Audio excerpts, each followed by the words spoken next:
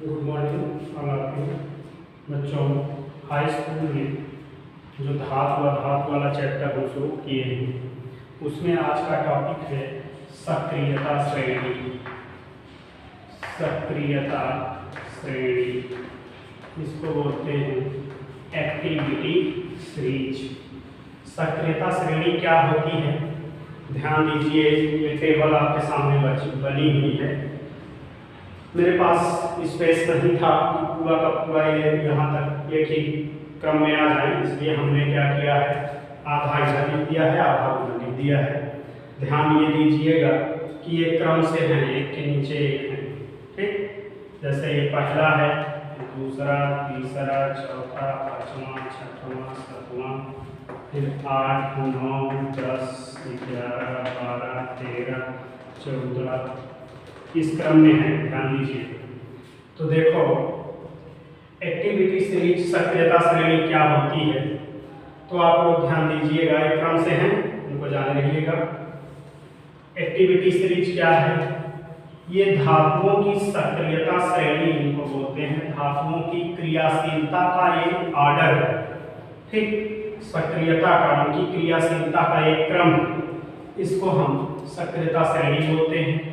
यहाँ देखो, अपचयन क्रिया हो रही है, वह रासायनिक क्रिया जिसमें इलेक्ट्रॉन एक्सेप्ट किया जाता है, इलेक्ट्रॉन ग्रहण करेंगे उसको अपचयन बोलते हैं। इलेक्ट्रॉन त्याग करेंगे तो उसे ऑक्सीकरण बोलते हैं। यहाँ ध्यान दो, अपचयन क्रिया हो रही, इलेक्ट्रॉन जुड़ रहे हैं, सब में इलेक्ट्रॉन जुड़ रहे हैं, सब धनायन हैं और सब बन रहे हैं उदासीन। तो सक्रियता श्रेणी की डिफिनीशन है कि धातुओं को उनके क्या करते हैं, क्रियाशीलता के अवरोही क्रम में, यानी कि घटते हुए क्रम में, धातुओं को उनकी क्रियाशीलता के घटते हुए क्रम में रखने पर एक श्रेणी प्राप्त होती है जिसे सक्रियता श्रेणी कहते हैं।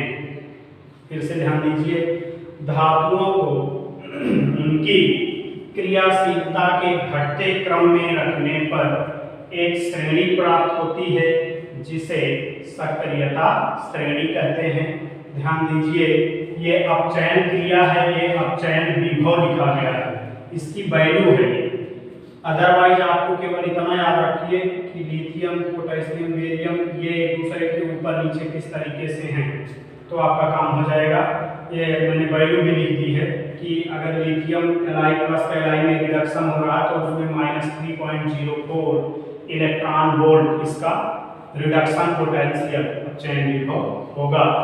तो इस क्रम में धातुओं को उनकी क्रियाशीलता के घटते क्रम में रखने पर एक श्रेणी प्राप्त होती है जिसे सक्रियता श्रेणी कहते हैं। इसमें खास बातें यह है कि जिस धातु का अपचयन विभव जितना अधिक ऋणात्मक होगा, यानी कि जितना ज्यादा कम होगा, उसकी क्रियाशीलता उतनी अधिक होगी। यहाँ देखो, -3.04 वोल्ट इलेक्ट्रॉन वोल्ट है। यहाँ देखो माइनस, ये इसका माइनस है, और यहाँ देखो लास्ट वाले का प्लस है। देख रहे हैं ना? तो आपका जितना ज्यादा नेगेटिव वैल्यू होगी उतना ज्यादा इसकी क्रियाशीलता अधिक होगी। तो इसका मतलब हमने क्या कहा कि धातुओं को उनकी क्रियाशीलता के घटते क्रम में ये सबसे ज्यादा क्रियाशील है, ये सबसे कम क्रियाशील है। तो जैसे जैसे हम ऊपर से नीचे आएंगे, धातुओं की क्रियाशीलता कम होती जाएगी, फलस्वरूप उनका रिडक्शन पोटेंशियल अपचयन विभव बढ़ता जाएगा। अपचयन विभव किसी भी मेटल का या नॉन मेटल का जितना ज्यादा पॉजिटिव होता जाएगा, उसकी क्रियाशीलता उतनी ही कम होती जाएगी।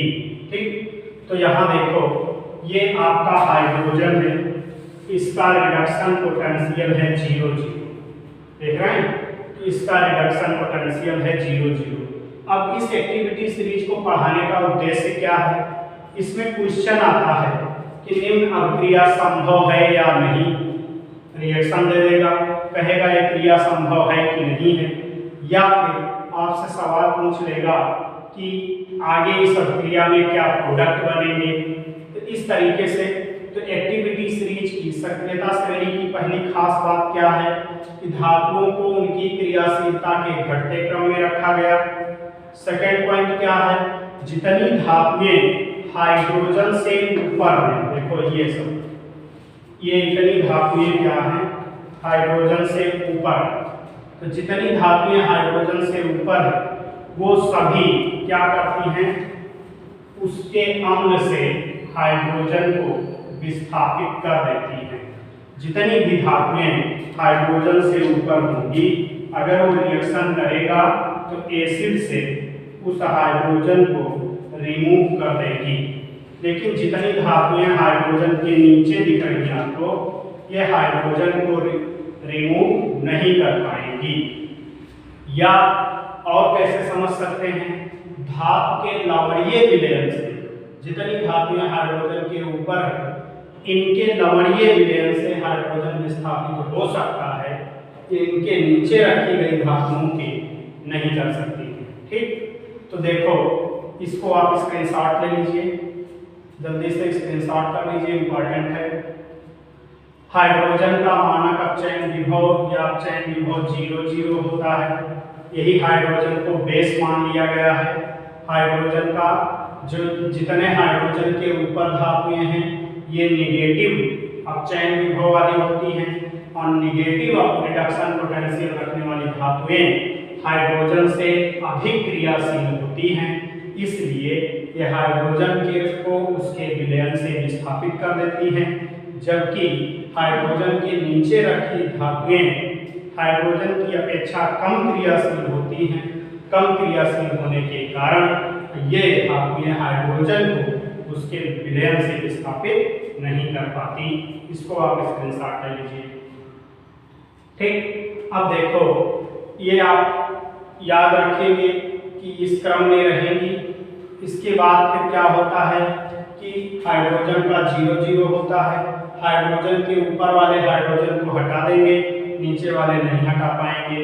अभी हम एग्जाम्पल दे रहे हैं तो ये आप स्क्रीनशॉट ले लीजिए। अब इसमें देखो सवाल क्या आता है, सवाल ये पूछा गया है कि निम्न क्रिया संभव है या नहीं। पहला क्वेश्चन है निम्न क्रिया संभव है या नहीं, संभव है या नहीं। अब हम देखो रिएक्शन लिख रहे हैं, इसको हम इरेज कर दिया। रिएक्शन आपका ये है पहला Hg+H2SO4। क्वेश्चन है आपका निम्न क्रिया संभव है या नहीं। यहाँ बन रहा है HgSO4 + H2। अब आपसे ये सवाल पूछ रहा है कि ये क्रिया संभव है या नहीं। तो आप इसी एक्टिविटी सीरीज से, इसी टेबल से आप इसका पता लगाएंगे कि रिएक्शन होगा कि नहीं होगा। ध्यान दो, H2SO4 ये हाइड्रोजन का एसिड है, ये इसमें हाइड्रोजन उपस्थित है। इस क्रिया के दौरान हाइड्रोजन निकल रहा है। अब आप ध्यान दीजिए किससे हाइड्रोजन को हम निकाल रहे हैं, मरकरी से। अब विद्युत ये जो एक्टिविटी सीरीज है आपकी सक्रियता श्रेणी है, सक्रियता श्रेणी में देखो Hg अगर हाइड्रोजन के ऊपर होगा तो हाइड्रोजन को विस्थापित कर देगा, तब ये क्रिया फॉरवर्ड डायरेक्शन में होगी यानी कि संभव होगी। अगर Hg हाइड्रोजन से नीचे होगा तो इसका अपचयन विभव पॉजिटिव होगा। पॉजिटिव वाले लेस रिएक्टिव होते हैं। तो देखो यहाँ पर क्या होता है, Hg आपका यहाँ रखा है, ये देखो ये Hg हाइड्रोजन से नीचे है, इसका मतलब है कि यह क्रिया संभव नहीं होगी। सवाल आपका यह है कि निम्न क्रिया संभव है या नहीं।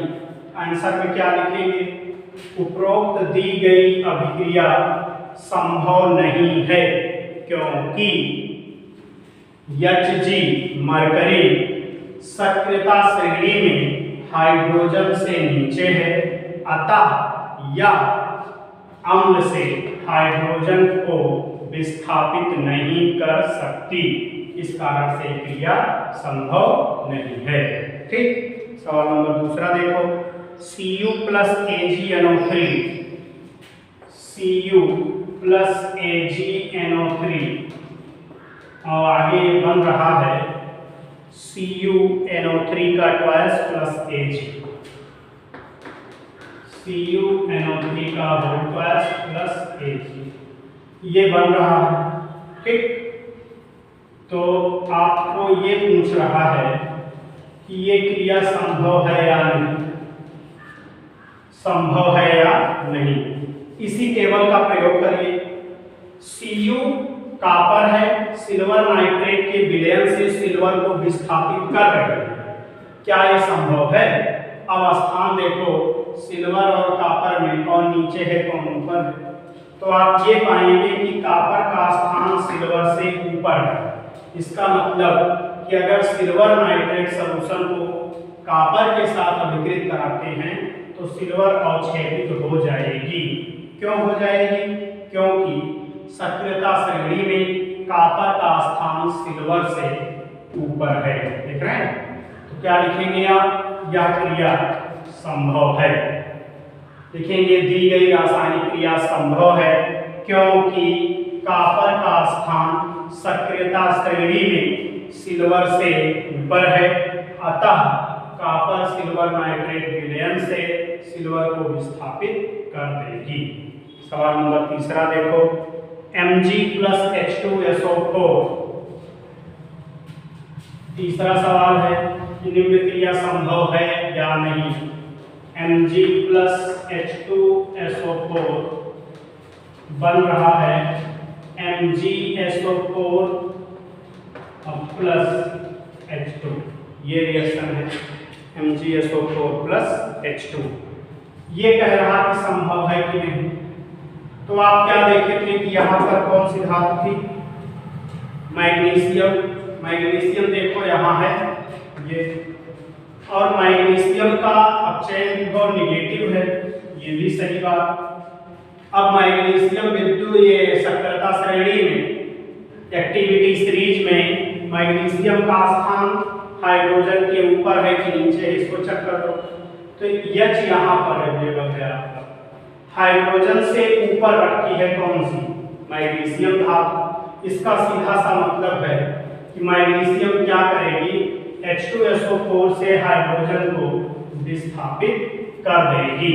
तो आप क्या लिखेंगे कि उपरोक्त दी गई क्रिया संभव है क्योंकि विद्युत सक्रियता श्रेणी में, क्योंकि सक्रियता श्रेणी में मैग्नीशियम का स्थान हाइड्रोजन से ऊपर है, अतः मैग्नीशियम हाइड्रोजन H2SO4 विलयन से हाइड्रोजन को विस्थापित कर देगी।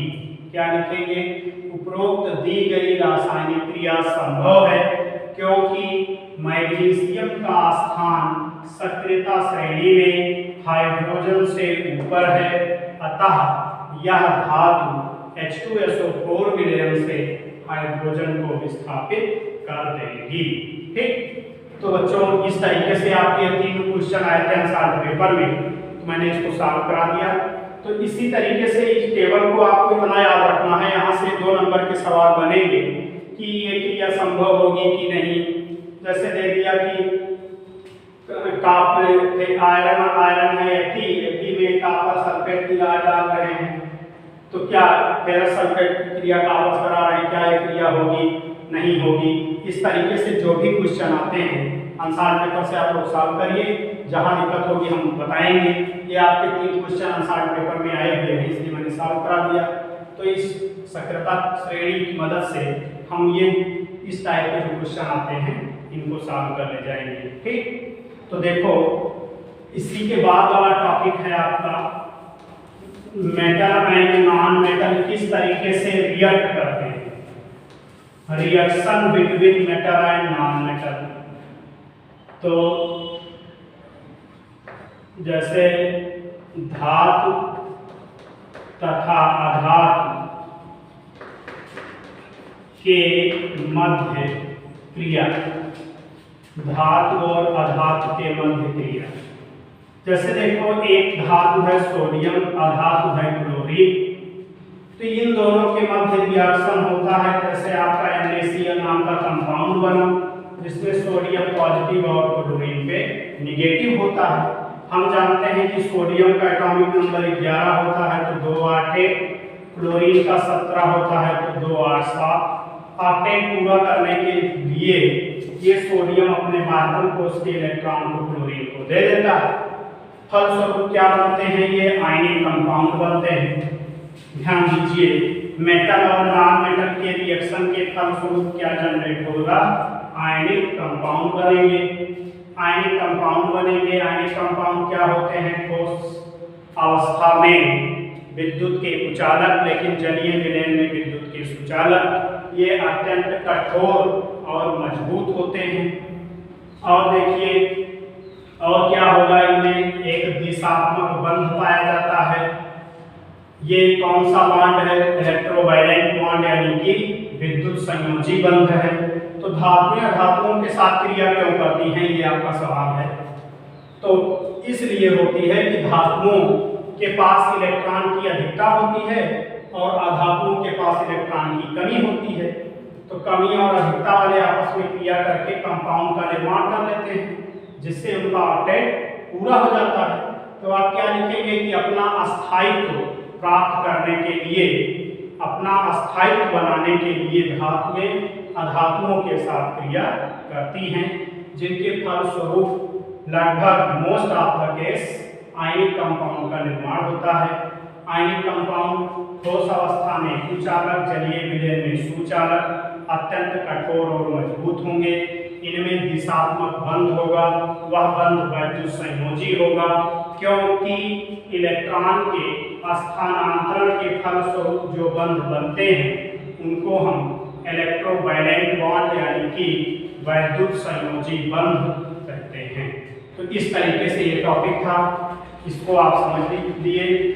धातुएं धातुओं के साथ क्रिया क्यों करती हैं, अपना अस्थायित्व बनाने के लिए, अपने बाह्यतम कोष को स्टेबल रखने के लिए, और फिर धातुओं और अधातुओं के मध्य क्रिया के फलस्वरूप most of the case ionic compound का फॉर्मेशन होता है।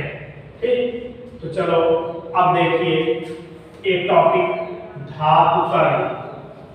ये थोड़ा सा आपका इस चैप्टर का संभवतः लास्ट टॉपिक होगा, मेटलर्जी।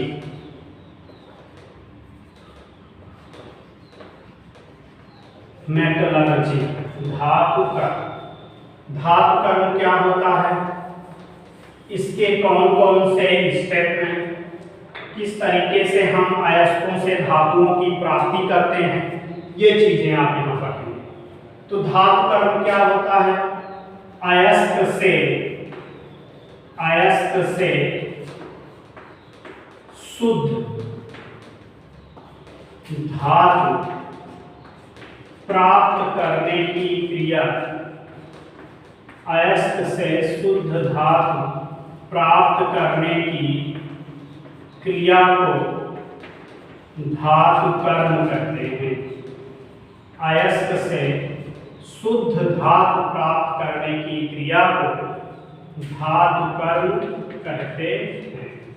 ठीक, धातुकर्ण के क्या कहेंगे, कोई आपका ओर्स है, अयस्क है, वहां से आपको प्योर मेटल मिलेगी। हम आपको इसमें कुछ अयस्कों के नाम बताएंगे, कुछ अयस्क बताएंगे, उनसे धातुओं के निष्कासन की विधि बताएंगे। जैसे देखो बच्चों, पॉपुलर आपके सिलेबस में आता है कॉपर के अयस्क। कॉपर के अयस्क आपके सिलेबस में ज्यादा पॉपुलरली आता है। जैसे देखें CuFeS2, Cu2O, Cu2S, इस तरीके से कॉपर के अयस्क हैं। Copper pyrite, copper glass, cuprite, malachite, इस तरीके से कॉपर के अयस्क आएंगे। तो आप इनमें से आप ये पॉपुलर पूछा जाता है कॉपर पायराइट का सूत्र क्या होगा, तो CuFeS2। और भी अयस्क हैं, बॉक्साइट है, एल्युमिनियम का अयस्क है, हेमेटाइट, सिलेराइट, ये सभी आयरन के अयस्क हैं। तो हम कुछ अयस्कों के नाम और फार्मूले उनके आपको हम बता देंगे आगे नेक्स्ट टॉपिक में। तो आप देखो धातुकर्ण क्या है, अयस्क से शुद्ध धातु प्राप्त करने की क्रिया को धातुकर्ण कहते हैं। अब इस धातुकर्ण के 2-3 चरण होते हैं। देखो 2-3 स्टेप में पूरा होती है क्रिया। जैसे धातु कर्म में 3 स्टेप है। सांद्रण आपका आता है सांद्रण, सेकेंड स्टेप आता है निष्कर्षण और थर्ड स्टेप आता है शोधन। पूरी क्रिया मेटलर्जी की 3 चरण में होती है, जिसमें सांद्रण की जो 3-4 विधियां हैं आपके सिलेबस में है। चुंबकीय पृथक्करण विधि, चुंबकीय पृथक्करण विधि, गुरुत्वीय पृथक्करण विधि और फेन पर्वन विधि। ये फेन पर्वन विधि इंपॉर्टेंट है, यही ज्यादा परीक्षा में पूछी जाती है, फेन पर्वन विधि। फिर निष्कर्षण की बात करेंगे। भर्जन प्रगलन, भर्जन प्रगलन निष्कापन, बेसेमरीकरण, बेसेमरीकरण। और थर्ड स्टेप है आपका शोधन। तो शोधन में 2 चरण आते हैं। एक आता है हरी लकड़ी के डंडे से, हरी लकड़ी के डंडे से शोधन होता है। एक होता है वैद्युत अपघटनी विधि, वैद्युत अपघटनी विधि से शोधन। इतना आपको चरण यूज होंगे धातु कर्म मेटलर्जी में। इतने स्टेप हम आपको बताएंगे कि किसी अयस्क से शुद्ध धातु किस वे से प्राप्त करेंगे, कौन कौन सी प्रक्रियाएं हैं। तो आपको अयस्क से शुद्ध मेटल की तरफ कैसे प्योर मेटल प्राप्त करेंगे, ये स्टेप हैं। इनको आपको अगली नेक्स्ट वीडियो में दी जाएगी। कुछ अयस्कों के नाम बताएंगे, धातु कर्म पढ़ाएंगे। तो आज के लिए आप लोग इतना तैयार करिए। धन्यवाद।